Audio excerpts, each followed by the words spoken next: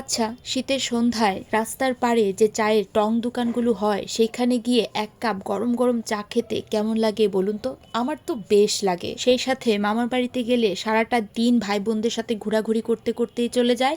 মামাদের ঘরে নিমন্ত্রণ খেতে খেতে একদম টায়ার্ড হয়ে যাবেন, তারপরও নিমন্ত্রণ খাওয়া শেষ হবে না। আর এই সব কিছু মিলিয়ে থাকছে আমার আজকের এই পুরো ভিডিওটি। সেদিন জামালপুর গিয়েছিলাম ডিসেম্বরের 29 তারিখ। জামালপুর প্রথমে আমরা চলে গিয়েছিলাম জামালপুরের ফৌজদারি মোড়, তারপর আমরা গিয়েছিলাম জামালপুরের মা দয়াময়ীর মন্দিরে। এরপর আমরা সবাই আমার বড় মামার সাথে দেখা করলাম। তারপর বড় মামা আমাদেরকে চা খাওয়ানোর জন্য নিয়ে গেল রাস্তার একটা টং দোকানের উপর।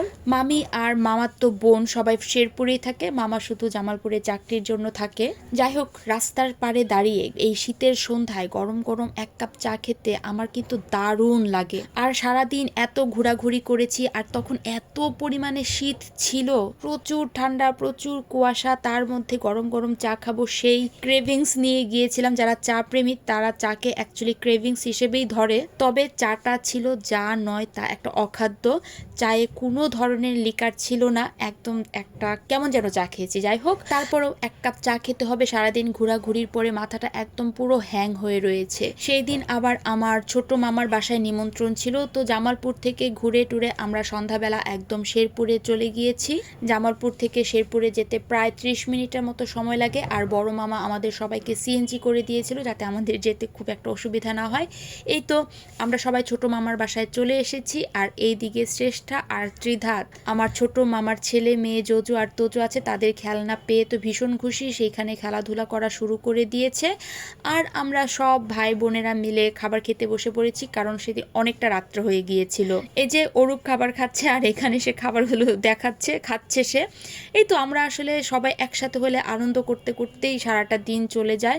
আর মামি এদিকে খাবার নিয়ে এসেছে, প্রিয়ন্তী, জোজো, তোজো, অর্পা, তারপরে সৃজা।